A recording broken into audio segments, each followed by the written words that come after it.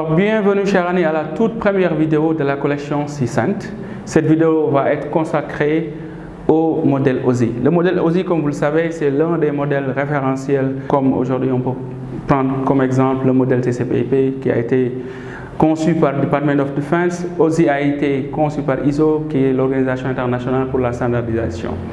Comme vous le savez, ce modèle est composé de différentes couches. Chaque couche a une fonction principale qu'elle joue dans le réseau et des composantes, n'est-ce pas, qui vont être considérées comme étant les outils qui vont permettre à cette couche de pouvoir jouer son rôle pleinement en réseau. Donc on va d'abord aborder ces différentes couches-là et ensuite savoir chaque couche, c'est quoi la fonction principale et c'est quoi les différentes composantes.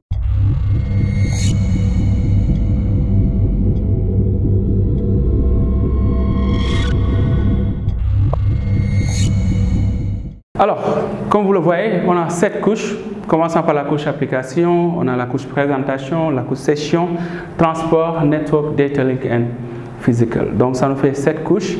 La couche 7, c'est la couche par laquelle l'entité réseau reçoit le message et la couche 1, c'est la couche par laquelle le message est tiré, n'est-ce pas, pour être reçu en dernier lieu par l'application.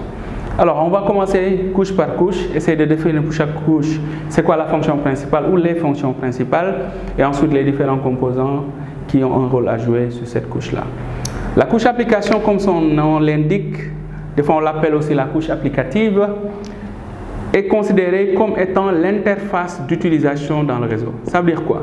Aujourd'hui, j'ai un PC avec moi.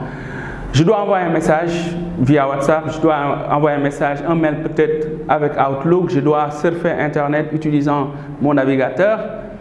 J'ai mon PC avec moi, le PC il est câblé, connecté à un switch peut-être ou un routeur qui à son tour est connecté à peut-être une Livebox qui me connecte à Internet derrière lequel la ressource que je surfe se trouve. Qu'est-ce qui est considéré dans tout ce écosystème? Qu'est-ce qui est considéré comme étant ma couche applicative? La couche applicative, c'est l'interface qui me permet d'utiliser ce réseau. Donc, on parle d'interface d'utilisation. Donc, si aujourd'hui, on prend l'exemple du browsing, de la navigation Internet, ce qu'on considère comme étant la couche applicative va être le navigateur. Donc, Google Chrome, Firefox, tout ce que j'utilise pour naviguer. Si j'envoie un mail, mon interface d'utilisation qui me permet d'utiliser le service mail, ça va être le Outlook peut-être ou le Gmail. Donc, ça c'est ce qu'on appelle une interface d'utilisation. Donc, on peut considérer toutes les applications qu'on utilise comme interface comme étant des composants de la couche applicative. Donc, si on prend l'exemple de la navigation, on peut dire qu'on a le navigateur ici, qu'on va utiliser comme étant l'élément numéro 1.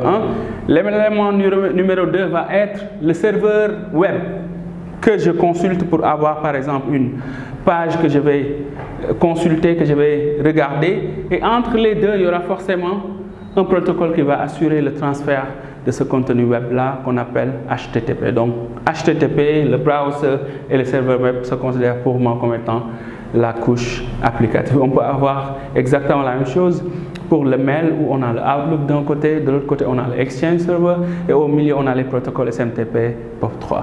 La couche présentation, c'est la couche, comme son nom l'indique, qui présente les données. Donc tout ce qui est formatage de données. Donc on peut parler de formatage.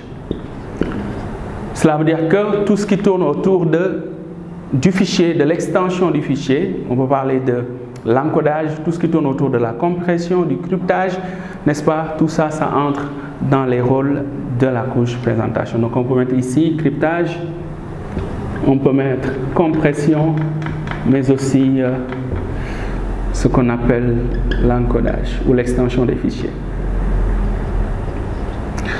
Par rapport à la couche session, c'est la couche la plus abstraite du modèle. Moi, j'ai l'habitude de dire que cette couche-là, c'est comme le secrétaire de l'application, c'est comme son assistant, c'est lui qui gère les sessions. Est-ce qu'on a assez de ressources pour en ouvrir d'autres, pour en fermer? Donc la gestion de toutes les sessions se fait à travers cette couche-là, très abstraite qu'on appelle la couche session. Donc là, on peut dire c'est le dialogue control ou bien le contrôle de dialogue. Et on peut mettre comme composant les différentes manières de communiquer, simplex, duplex, que ce soit full ou half. La couche transport. Cette couche, c'est l'une des couches les plus importantes du modèle OSI. Sur cette couche-là se passent plusieurs fonctions. En premier, on peut citer la fonction de la segmentation. Et pourquoi cette segmentation elle est intéressante? Parce qu'en réalité, les données descendent comme étant un flux de la couche applicative. Donc, pour mieux profiter de ma bande passante, aujourd'hui des différents canaux par lesquels passeront les messages, il serait intéressant que ces messages-là soient segmentés. Pour si jamais si on perd la connexion, peut-être on ne va pas réenvoyer tout ce qu'on a eu à faire en premier lieu. Alors, on parle de segmentation pour la toute première chose que fait la couche transport. La deuxième chose va concerner l'identification des applications. Posons-nous une petite seconde et on se demande une question. Aujourd'hui, à travers la même interface réseau, la même carte réseau, que ce soit une carte câblée, une carte Wi-Fi, avec cette même carte, j'ouvre une connexion avec mon navigateur. La même carte, je l'utilise pour envoyer un mail. La même carte, j'utilise peut-être pour être sur téléphone avec Skype. Aujourd'hui, quand les messages vont affluer sur la carte réseau, comment elle va savoir quel message est destiné à quelle application? C'est à travers une identification qui se fait à ce niveau, à travers ce qu'on appelle les numéros de port, les port numbers. Ok? Donc chaque application a un identifiant. On peut par exemple dire que le 80 c'est l'identifiant du HTTP, le 21 c'est l'identifiant du FTP, 110 c'est l'identifiant du port 3. Donc chaque application, donc des chiffres de 0 à 65 535 qu'on utilise pour identifier nos différentes applications. La dernière chose que la couche transport va nous donner, c'est la possibilité de choisir ou non la fiabilité. Il y a des applications qui vont exiger qu'il y ait une certaine fiabilité pour l'envoi et la réception des données, que tous les segments qui auront été envoyés soient reçus et qu'il y ait des confirmations pour cela. Par contre, il y a des applications qui détestent cette lenteur qui va naître de cette fiabilité, comme les applications de voix ou de vidéo streaming. Donc ici, on parle de choix de fiabilité, ou d'autres qui vont te dire fiabilité ou rapidité ou best effort. Et là, ça nous sort best effort. Et là, ça nous sort les deux protocoles qu'on peut choisir dans cette couche-là, qui sont TCP, UDP.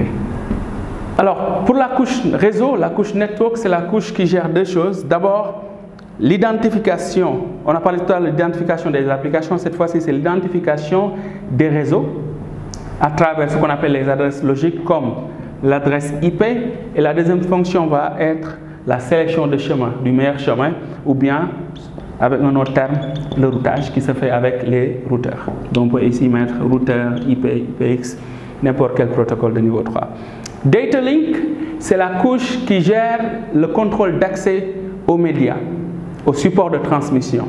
Donc, c'est ici que se passe tout le travail de l'identification du nœud, donc ce qu'on appelle l'identification physique. Donc, ici, c'est l'idée des nœuds, l'identification des nœuds, avec des adresses cette fois-ci physiques, pas virtuelles, comme l'adresse MAC. Et en termes d'équipement, on peut citer les switches, access point, comme étant des éléments, n'est-ce pas, de la couche Data Link. La dernière chose va concerner la couche physique, qui a comme fonction principale la fonction de la signalisation. Cela veut dire que toutes ces données-là, comment elles vont être envoyées, n'est-ce pas, à travers quel format avec la signalisation. On peut citer en exemple tous les câbles, toutes les technologies de transmission. On peut citer un modem comme étant un équipement physique, le répétiteur de signal, n'est-ce pas, ou le concentrateur comme étant des équipements de niveau 1 ou de la couche physique. Maintenant, une fois que la couche termine, n'est-ce pas, son travail d'encapsulation ou de mettre les différentes données qui vont lui permettre d'assurer son travail, on a ce qu'on appelle un PDU ou bien une information encapsulée. Par contre, si on veut avoir un terme qui va être associé à la couche, on peut dire que tout ce qui se trouve au niveau de la couche application, présentation et session porte le nom de data. Une fois à la couche transport, on devient un segment. À la couche network, on devient un paquet. À la couche data link, on devient une trame. Et à la couche physique, on devient simplement des bits qui vont être après, à la réception, transformés en trames, les trames en paquets, les paquets en segments, et les segments en flux de données, n'est-ce pas, qui vont être reçus par l'application de l'autre côté. Merci pour votre attention, à une prochaine vidéo.